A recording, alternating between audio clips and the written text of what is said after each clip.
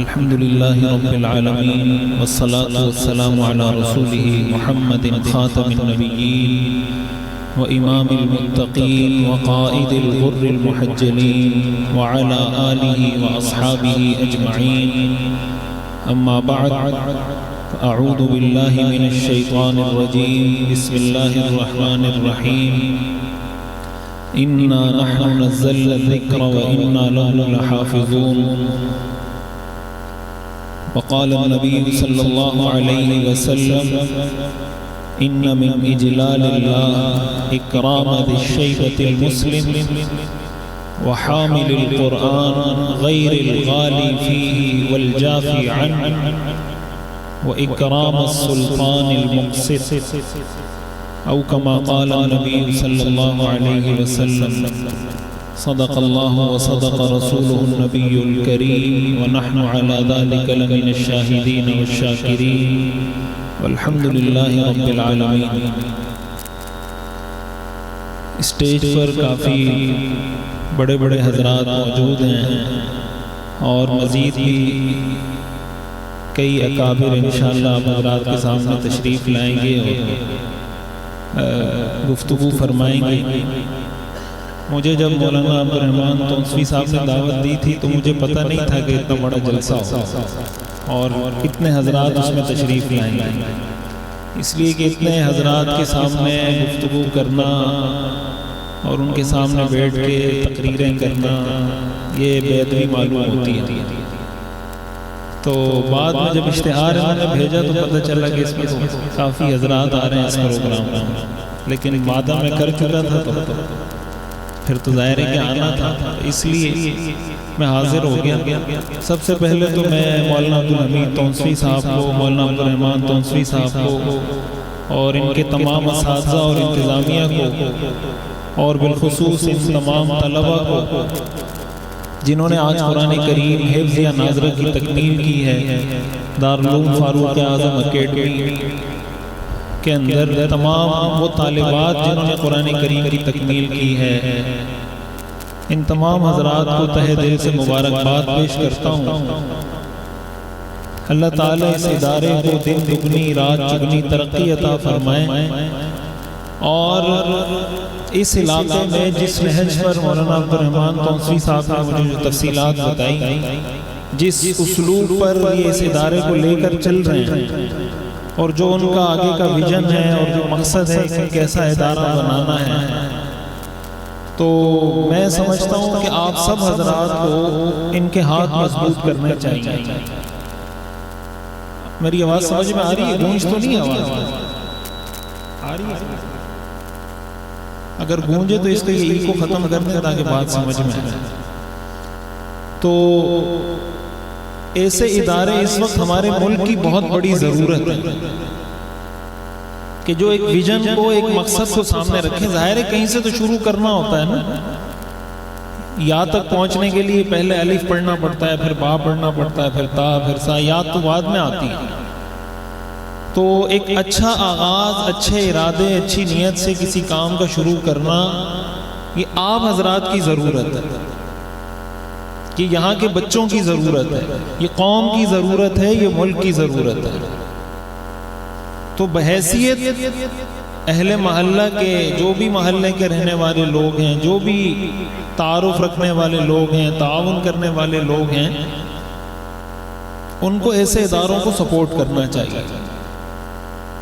میں گفتگو بھی آج کچھ مختصر سی اس حوالے سے کرنا چاہتا ہوں کہ دین کا کام کرنے والوں کی حوصلہ افزائی کرنا، ان کو سپورٹ کرنا یہ بہت بڑی عبادت ہے. حدیث شریف میں آتا ہے، یہ تو آپ نے پڑھا سن رکھا ہے، خیرکم من تعلم القرآن وعلم، تم میں سے بہترین شخص وہ ہے جو قرآن سیکھے اور قرآن سکھائے. ابو داؤد کی حدیث ہے، حضرت ابو موسیٰ اشعری رضی اللہ تعالیٰ عنہ اس حدیث کے راوی ہیں.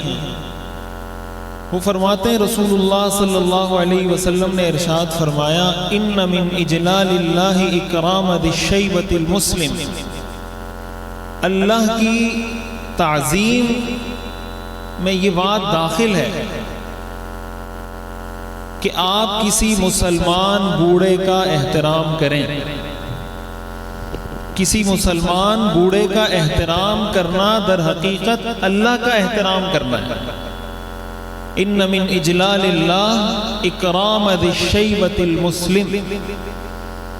حدیث شریف میں آتا ہے ایک مرتبہ صحابہ کرام بیٹھے ہوئے تھے، ایک بزرگ تشریف لائے، سفید داڑھی تھی ان کی، تو صحابہ کرام نے ان کو جگہ دینے میں تھوڑی دیر کی، یعنی تھوڑا آہستہ آہستہ اٹھ رہے تھے کہ ان کو جگہ دیں. تو اس پر رسول اللہ صلی اللہ علیہ وسلم نے فرمایا لیس منا من لم یرحم صغیرنا ولم یوقر کبیرنا. آپ نے فرمایا وہ ہم میں سے نہیں جو ہمارے چھوٹوں پر رحم نہ کرے اور ہمارے بڑوں پر کا احترام نہ کرے. جو بڑے کا احترام نہ کرتا ہو، آپ نے فرمایا اس کا میری امت سے کوئی تعلق نہیں ہے. تو کسی بزرگ کا اس دن ایک تصویر آئی ہوئی تھی، سوشل میڈیا پہ چل رہی تھی کہ کوئی خاتون بس میں چڑھی اور نوجوان بس میں بیٹھے ہوئے اور وہ ان کو کہہ رہی ہے کہ بھائی میں کھڑی نہیں ہو سکتی، مجھے جگہ دے دیں. تو نوجوانوں نے کہا ہم کیوں جگہ دیں بھائی، تم نے بھی ٹکٹ کے پیسے دیے ہوئے، ہم نے بھی ٹکٹ کے پیسے دیے ہوئے. تو وہ نیچے بیٹھ گئی اور نوجوان سارے سیٹ پر بیٹھے ہوئے. یہ اسلام نہیں ہے. اور یہ بات میں عرض کر دوں، جب بچوں کی آپ تربیت نہیں کریں گے نا، یہی بنیں گے، بڑے ہو کر یہی حرکتیں کریں گے، وہ آپ کے ساتھ بھی کریں گے. یہ بات میں اکثر عرض کرتا رہتا ہوں کہ ہم لوگ مغرب کے پیچھے پیچھے، مغرب کی نقالی میں، ان کی تقلید میں، ان جیسا بننے کی کوشش میں ہم کچھ زیادہ ہی حد سے آگے نکل گئے. مغرب سے جو سیکھنے کی چیز ہے نا وہ سائنس ہے، کہ آپ ان سے سائنس سیکھیں، ٹیکنالوجی سیکھیں، کمپیوٹر سیکھیں، یہ چیزیں ان سے سیکھنے کی ہیں. تہذیب ان سے سیکھنے کی چیز نہیں ہے. تہذیب اسلام نے سکھائی ہے، ان کو چاہیے ہم سے سیکھیں تہذیب. اس دن میں نے ایک جگہ عرض کیا، ٹویٹر کا جو سی ای او ہے ایلن مسک، اس نے اس دن تصویر شیئر کی تھی ٹویٹر پر، اس نے کتے کو سی ای او بنا دیا ٹویٹر کا. کتے کی تصویر دی، اس کے گلے میں پٹا ڈالا ہے، اس کے اوپر لکھا ہوا ہے سی ای او، اس کو اپنی کرسی پہ بٹھایا ہوا ہے، سامنے ٹیبل پر فائلیں رکھی ہوئی ہیں کہ آج کے بعد ٹویٹر کا سی ای او کتا ہے. اور ابا اس کا اولڈ ہوم کے اندر جمع ہوا. ابا کہاں پر ہے؟ اولڈ ہوم میں. اور کتا کیا ہے؟ سی ای او. یہ تہذیب ہے جو ہم اپنانا چاہتے ہیں. یہ تہذیب ہے جو مغرب کے پیچھے ہم چلنا چاہتے ہیں. ہم لوگ یہ سمجھتے ہیں کہ مغرب نے ترقی اس وجہ سے کی ہے، شاید انہوں نے کپڑے مختصر پہننا شروع کر دیے، انہوں نے ننگا پھرنا شروع کر دیا، انہوں نے بے حیائی شروع کر دی، اس لیے مغرب آگے بڑھا ہے. بھائی مغرب سائنس پڑھنے کی وجہ سے آگے بڑھا ہے، وہ ٹیکنالوجی پڑھنے کی وجہ سے، اس میں مہارت حاصل کرنے کی وجہ سے آگے بڑھا ہے، کپڑے اتارنے کی وجہ سے نہیں بڑھا. تو سائنس پڑھنا تو مشکل کام ہے، سائنس کون پڑھے گا؟ اس کے لیے تو سال لگانے پڑیں گے، محنت کرنی پڑے گی، اپنے آپ کو فارغ کرنا پڑے گا، دنیا جہان سے آپ کو لا تعلق ہونا پڑے گا. سائنس پڑھنا تو مشکل کام ہے. لوگ کہتے ہیں بس کپڑے اتار لو ہم بھی انگریز بن جائیں گے. ہمیں ایسا بننا ہے کہ وہ ہمیں فالو کریں، نہیں یہ کہ ہم ان کے پیچھے چل رہے ہوں. تو یہ جو بڑوں کی بے احترامی ہے، بڑوں کی بے اکرامی ہے، اس کا اسلام سے دور دور تک کوئی تعلق نہیں ہے. تو یہ جو ہمارے کلچر میں یہ چیزیں آ رہی ہیں نا، جو میں نے آپ کو واقعہ بتایا، یہ کیوں آ رہا ہے؟ یہ اس لیے آ رہا ہے کہ ہم ان کے پیچھے چلتے چلے جا رہے ہیں. ہمارے بچوں کے لیے آئیڈیل وہ ہیں. اپنے بچوں کے ذہن میں یہ بات ڈالیں کہ آپ کے لیے آئیڈیل اور رول ماڈل وہ صحابہ ہیں. لقد کان لکم فی رسول اللہ اسوۃ حسنہ. رسول اللہ صلی اللہ علیہ وسلم وہ ہمارے لیے اسوہ ہے. اصحابی کالنجوم بأیہم اقتدیتم اہتدیتم. صحابہ ہمارے لیے اسوہ ہیں. ہم نے صحابہ کے پیچھے چلنا ہے. صحابہ نے دنیا میں ترقی نہیں کی تھی، صحابہ نے دنیا پر حکومت نہیں کی تھی. روم اور فارس کی حکومتوں کو کس نے شکست دی تھی؟ صحابہ نے شکست دی تھی. کیا تھا صحابہ کے پاس؟ ڈگریاں تھی، ایم بی اے کیا ہوا تھا، بی بی اے کیا ہوا تھا، پی ایچ ڈی کی ہوئی تھی. کیا کیا ہوا تھا صحابہ؟ صحابہ کی تربیت ہوئی تھی، اور تربیت کرنے والی شخصیت وہ رسول اللہ صلی اللہ علیہ وسلم کی تھی۔ حضرت عمر رضی اللہ تعالیٰ عنہ کبھی کبھی فرمایا کرتے تھے میں وہ شخص ہوں کہ میرا ابا مجھے اونٹ چرانے کے لیے نہیں دیتا کہ یہ اونٹ چرانے کے قابل نہیں، اور آج 52.5 لاکھ مربع میل کی حکومت اللہ نے مجھے دے دی۔ کیوں؟ اسلام کی وجہ سے دی۔ نحن قوم اعزنا اللہ بالاسلام، حضرت عمر فرماتے تھے ہم وہ قوم ہیں جن کو اللہ نے اسلام کی وجہ سے عزت دی ہے۔ فَإِذَا ابْتَغَيْنَا الْعِزَّ فِي غَيْرِهِ أَذَلَّنَا اللَّهُ، اگر ہم عزت اسلام کے علاوہ کسی اور سسٹم میں تلاش کریں گے اللہ ہمیں ذلیل کر دے گا۔ آج مسلمانوں کی دنیا میں ذلت کی بنیادی وجہ اسلام کی تعلیمات کو چھوڑنا ہے، اور اسلام کی تعلیمات کی جب بات کی جاتی ہے ہمارے ذہن میں یہ آتا ہے نماز، روزہ، حج، زکوٰۃ، قربانی، داڑھی، ٹوپی، پگڑی، شلوار ٹخنوں سے اوپر، یہ کوئی 8 10 15 چیزیں ہمارے ذہن میں آتی ہیں، یہ اسلام ہے۔ اس میں کوئی شک نہیں کہ یہ ساری چیزیں اسلام ہیں، لیکن اس میں بھی کوئی شک نہیں کہ اسلام اس کے علاوہ بھی بہت کچھ ہے۔ یہ جو قرآن کریم کے اندر 30 پارے ہیں، اس میں نماز کا بھی حکم ہے، اس میں زکوٰۃ کا بھی حکم ہے، اس میں حج کا بھی حکم ہے، اس میں عمرے کا بھی حکم ہے، اس کے علاوہ بھی کچھ ہے 30 پاروں میں یا نہیں ہے؟ یہ 30 پاروں میں اقیموا الصلاۃ اقیموا الصلاۃ اقیموا الصلاۃ پڑھتے ہیں آپ۔ اس قرآن میں تو نکاح کے مسائل بھی ہیں، اس میں طلاق کے مسائل بھی ہیں، اس میں تجارت کے مسائل بھی ہیں، اس میں معاشرت کے مسائل بھی ہیں، اس میں اخلاقیات بھی ہیں، اس میں عقائد بھی ہیں، بچوں کے ساتھ کیسے رہنا ہے، بڑوں کے ساتھ کیسے رہنا ہے، بچوں کی تربیت کیسے کرنی ہے، گھر والوں کو کس چیز کا حکم دینا ہے، یہ ساری چیزیں اسی قرآن میں موجود ہیں۔ ہم لے دے کے اگر اسلام پر عمل کرتے بھی ہیں تو ان چیزوں پر تو عمل کرتے ہیں جو میں نے گنوائی، باقی جو اس کے بعد میں نے گنوائی اس کو ہم فالو نہیں کرتے۔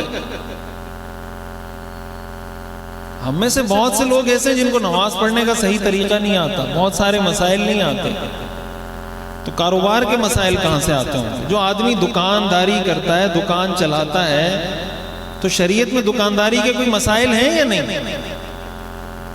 کیا کس طریقے سے آپ چیز بیچ سکتے ہیں، کس طریقے سے نہیں بیچ سکتے، کیا حلال ہے کیا حرام ہے، کون سا معاملہ جائز ہے، کسی بھی معاملے میں کون سی شرط لگا دیں گے تو ناجائز ہو جائے گا، کون سی شرط لگا دیں گے تو جائز ہو جائے گا، پتہ ہے ہمیں؟ میں اکثر یہ بات عرض کرتا ہوں، یہ میرا موضوع نہیں ہے، ویسے بات اس طرف چل پڑی تو میں عرض کر رہا ہوں کہ آج اگر کوئی آدمی کسی سپر سٹور میں جاتا ہے نا تو وہ دیکھتا ہے کہ بھئی مجھے کوئی امپورٹڈ چیز چاہیے، جو جاپان سے کوئی چیز آئی ہوگی نا، گاڑیاں ہم دیکھتے ہیں تو کہتے ہیں بھئی جاپانی گاڑی خریدنی ہے، کیوں؟ جاپانی گاڑی کیوں خریدتے ہیں؟ پاکستانی کیوں نہیں خریدتے؟ کوئی آپ نے دودھ خریدنا ہے، آپ نے کوئی چاکلیٹ خریدنا، جو آپ نے کچھ خریدنا ہے تو ترجیح ہماری یہ ہوتی ہے اگر میرے پاس پیسے ہوں کہ میں یورپ سے آئی ہوئی کوئی چیز خریدوں۔ کیوں؟ کیوں؟ اس لیے کہ وہ انگریز ہیں، اس لیے نہیں، اس لیے کہ مجھے پتا ہے کہ اس نے جو چیز بنائی ہے پیور چیز بنائی ہے، یہ خالص چیز ہوگی، اس میں ملاوٹ نہیں ہوگی۔ اس نے اگر لکھا ہے کہ اس میں یہ 10 اجزاء ہیں تو یہی 10 اجزاء ہیں اس میں، اس کے علاوہ کچھ نہیں ہے اس میں۔ اس کی سچائی، اس کی امانت داری کی وجہ سے ہم اس کی پروڈکٹ خریدتے ہیں، اور کسی پاکستانی کی پروڈکٹ ہم اس وجہ سے نہیں خریدتے کہ یار پاکستانی پروڈکٹ ہے اس کا مطلب اس میں گڑبڑ ہے۔ تو ہماری جو معیشت ترقی نہیں کر رہی اور ان کی جو معیشت ترقی کر رہی ہے وہ پینٹ پہننے کی وجہ سے یا داڑھی منڈانے کی وجہ سے نہیں، وہ سچ بولنے کی وجہ سے ترقی کر رہے ہیں۔ آپ چاہے یہ شلوار قمیض پہنے، چاہے آپ پینٹ شرٹ پہنے، اگر آپ سچ نہیں بولیں گے آپ کی معیشت ترقی نہیں کرے گی۔ آپ یہ کپڑے پہنے، پینٹ شرٹ پہنے، سچ بولیں، امانت داری سے کام لیں، آپ کی معیشت ترقی کرے گی۔ اللہ کا جو نظام ہے نا، یہ فطرت کا نظام ہے، یہ فطرت کا قانون ہے، یہ کسی کے لیے بدلتا نہیں ہے۔ ایسا نہیں ہے کہ کافر پانی پیے گا تو اس کی پیاس نہیں بجھے گی، مسلمان پانی پیے گا تو اس کی پیاس بجھ جائے گی. کیوں؟ اس لیے کہ وہ مسلمان ہے. کبھی ایسا نہیں ہوگا. مسلمان کی پیاس بھی پانی پینے سے بجھے گی اور کافر کی پیاس بھی پانی پینے سے بجھے گی. کوئی فرق اللہ نے مسلمان اور کافر میں نہیں رکھا اس حوالے سے. ہمارے استاد محترم ہمیں ایک مرتبہ بتانے لگے کہ ایک انگریز مسلمان ہو گیا. تو انگریز تو صفائی ستھرائی بہت کرتے ہیں، ہم مسلمان تو سمجھتے ہیں کہ میلا رہنا، گندا رہنا یہ شاید اسلام ہے. اسلام کسی کو کہو نا صاف کپڑے پہن لو، بھائی پسینے کی بو آ رہی ہے، کوئی نہا لیا کرو. کہتے ہیں یار بس فقیر لوگ ہیں، بس ملنگ لوگ ہیں، ٹھیک ہے چلتا ہے. یہ کون سی فقیری ہے بھائی؟ حدیث میں آتا ہے رسول اللہ صلی اللہ علیہ وسلم نے اس شخص کو مسجد کے قریب آنے سے منع کیا ہے جس نے پیاز کھایا. پیاز کی بدبو ہوتی ہے، کسی کے منہ سے بہت کسی کے منہ سے لگ کے بات کریں تو آپ کو بدبو آئے گی پیاز کی. ایسے شخص کو مسجد کے قریب آنے کی اجازت نہیں جس نے کچا پیاز کھایا ہو. تو جس سے پسینے کی بدبو آ رہی ہو اس کو اجازت ہوگی. لوگ سگریٹ جلاتے ہیں کسی بھی پبلک پلیس پر بیٹھ کر، خود تو اپنے پھیپڑوں کو خراب کر رہا ہے، 10 اور لوگوں کے بھی گردے اور پھیپڑوں میں وہ دھواں پہنچا رہا ہوتا ہے اللہ کی رضا کے لیے کہ یہ بھی ساتھ مرے میں. کسی کو منع کر دو تو وہ اس کے تیور تبدیل ہو جاتے ہیں کہ یار میں سگریٹ پی رہا ہوں، تمہیں کیا ہوا. آپ کو پتہ ہے رسول اللہ صلی اللہ علیہ وسلم نے فرمایا مجھے دنیا میں کچھ حبب الی من دنیاکم ثلاث، تمہاری دنیا میں مجھے 3 چیزیں محبوب ہیں، ان میں سے ایک چیز خوشبو ہے. ایک چیز کیا ہے؟ خوشبو ہے. آپ صلی اللہ علیہ وسلم کو بدبو سے شدید قسم کی نفرت تھی. یہ گزشتہ دنوں آپ نے دیکھا ہوگا وہ ایک بحث چل رہی تھی سوشل میڈیا پر کہ گدھا حلال ہے یا گدھا حرام ہے اور لہسن حلال ہے یا لہسن حرام ہے. ایک صاحب نے یہ بحث چھیڑ دی تھی کہ گدھا حلال ہے اور کہہ رہے تھے کہ گدھا اگر حرام ہے تو پھر لہسن بھی حرام ہونا چاہیے، اس لیے کہ خیبر میں رسول اللہ صلی اللہ علیہ وسلم نے گدھے کو بھی حرام کیا تھا اور لہسن کو بھی حرام کیا تھا. تو تم کہتے ہو کہ گدھا حرام ہے اور لہسن حلال ہے اس لیے کہ لہسن تمہیں اچھا لگتا ہے، گدھا تمہیں اچھا نہیں لگتا. تو اسی حدیث میں وہ صحیح بخاری کی حدیث ہے، صحیح مسلم کی حدیث ہے کہ جب رسول اللہ صلی اللہ علیہ وسلم نے لہسن کے بارے میں صحابہ کو منع کیا کہ لہسن نہ کھایا کرو تو صحابہ نے اعلان شروع کر دیا کہ لہسن حرام ہو گیا، لہسن حرام ہو گیا، لہسن حرام ہو گیا. ایک دوسرے کو بتانا شروع کر دیا.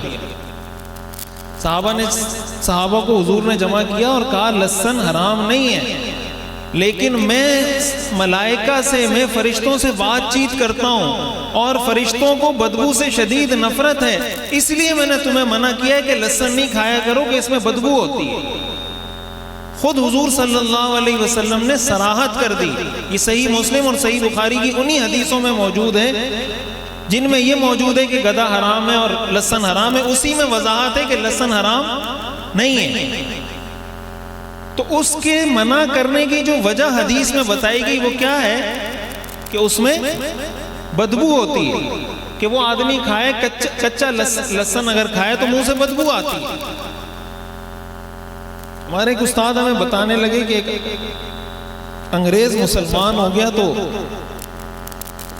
صاف ستھرے رہتے ہیں وہ لوگ، تو مسلمان ہونے کے بعد بھی صاف ستھرا رہتا تھا. بولے ایک مسلمان اس کو ملا اور کہا کہ مسلمان ہو گئے لیکن انگریز پناہ نکلا نہیں ہے ابھی تک. مسلمان ہو گئے لیکن انگریز پناہ ابھی تک نکلا. حدیث میں آتا ہے نظفوا افنیتکم ولا تتشبہوا بالیہود.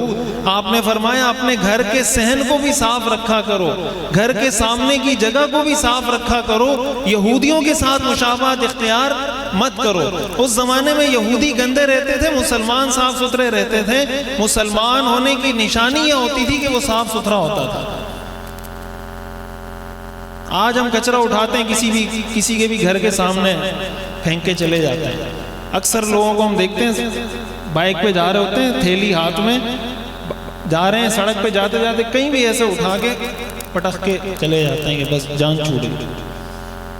پھر کہتے ہیں حکمران بہت کرپٹ ہیں اور حکمران بہت خراب ہیں، اور یہ اس میں تو کوئی شک نہیں ہے کہ جو ہیں سو ہیں وہ، تو ہم کون سے کوئی دودھ کے دھلے میں بھائی، جیسے ہمیں ویسے ہمارے حکمران ہیں، اعمالکم عمالکم، جیسے ہمیں ویسے ہمارے حکمران ہیں۔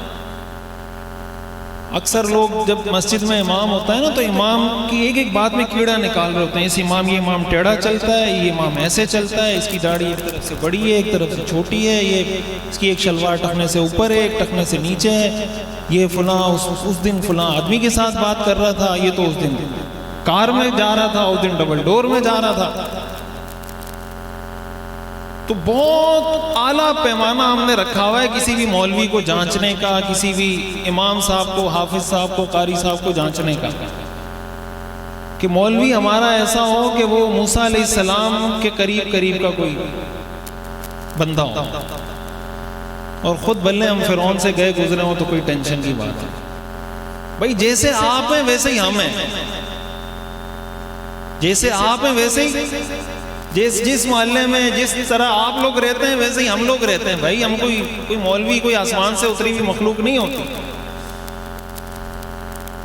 فرق یہ ہے کہ اللہ تعالیٰ نے اس کو علم دین کا ایک مقام عطا کر دیا، ایک درجہ عطا کر دیا، تو اس کی فضیلت ہے۔ اس حدیث میں دوسرا حصہ حضور نے فرمایا اللہ کی تعظیم میں یہ بات داخل ہے کہ ایک مسلمان بزرگ کا احترام کیا جائے۔ دوسرے نمبر پر آپ نے فرمایا مسلمان اللہ کی تعظیم کے اندر یہ بات داخل ہے کہ حامل قرآن کا اکرام کیا جائے۔ حامل قرآن اور اس کے ساتھ رسول اللہ صلی اللہ علیہ وسلم نے دو شرائط بتائیں، غیر الغالی فیہ والجافی عنہ، کہ حامل قرآن ایسا ہونا چاہیے، حامل قرآن ایسا ہونا چاہیے جو قرآن میں غلو نہ کرتا ہو، قرآن میں غلو نہ کرتا ہو، والجافی عنہ، اور قرآن سے روگردانی بھی نہ کرتا ہو۔ یہ وہ اہم بات ہے جو میں آپ حضرات کو سمجھانا چاہتا ہوں۔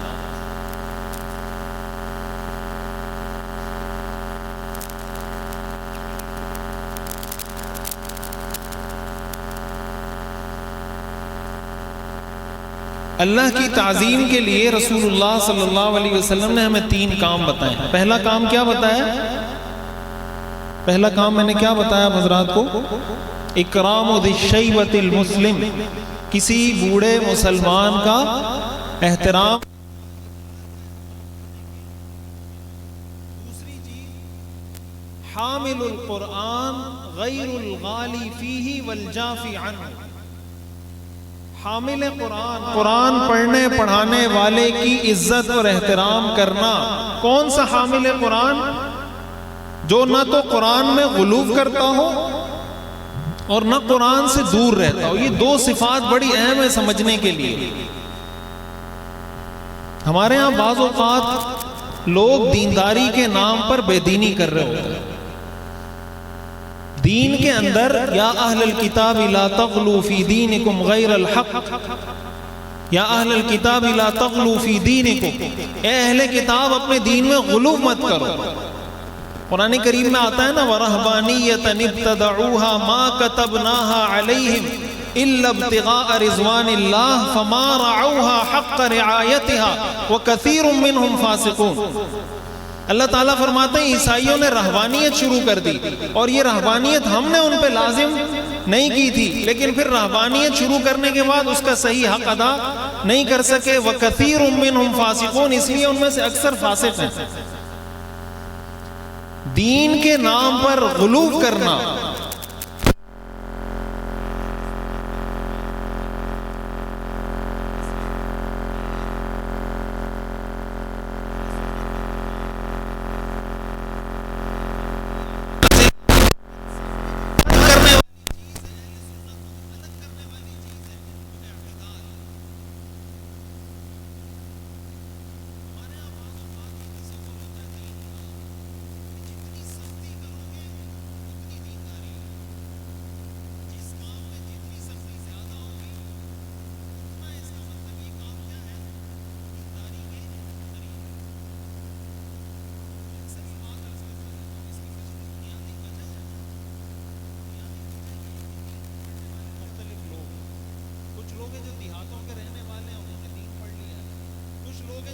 کے رہنے والے ہیں انہوں نے بھی دین پڑھ لیا ہے.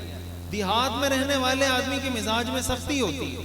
حدیث میں آتا ہے من سکن البادیۃ جفا, جو دیہات میں رہتا ہے اس کے مزاج میں سختی آ جاتی ہے.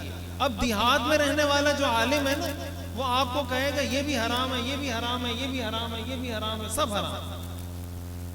اور جو شہر میں رہنے والا ہے اس کا رجحان اس کی طرف ہوتا ہے کہ یہ بھی حلال ہے, یہ بھی حلال ہے, یہ بھی حلال ہے, یہ بھی حلال ہے, سب حلال ہے. وجہ کیا ہوتی ہے اس کے پیچھے؟ اس کا وہ بیک گراؤنڈ خاندانی, علاقائی, صوبائی, وہ ساری چیزیں اس کے پیچھے چل رہی ہوتی ہیں. ہم یہ سمجھ رہے ہوتے ہیں کہ بس یہ دنیا شاید صرف میرے قصبے, میرے گاؤں کا نام ہے. میں اکثر ساتھیوں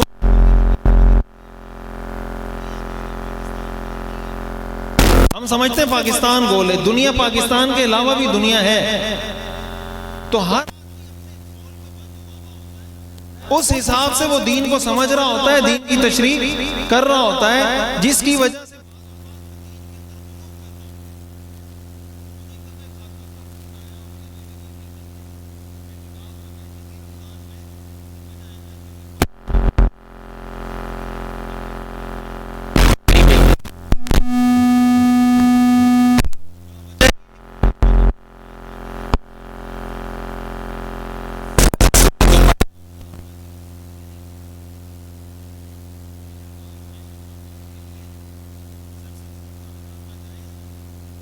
دس دن میں رات کو سوتے ہوئے, جاگتے ہوئے, لیٹتے ہوئے, کھانا کھاتے ہوئے, 10 دن میں نے سر پہ دوپٹہ باندھا ہوا تھا. میری ایسی طبیعت خراب ہوئی ہے, ایسا سر میں درد ہوا ہے, وہ ٹھیک ہی نہیں ہو رہا.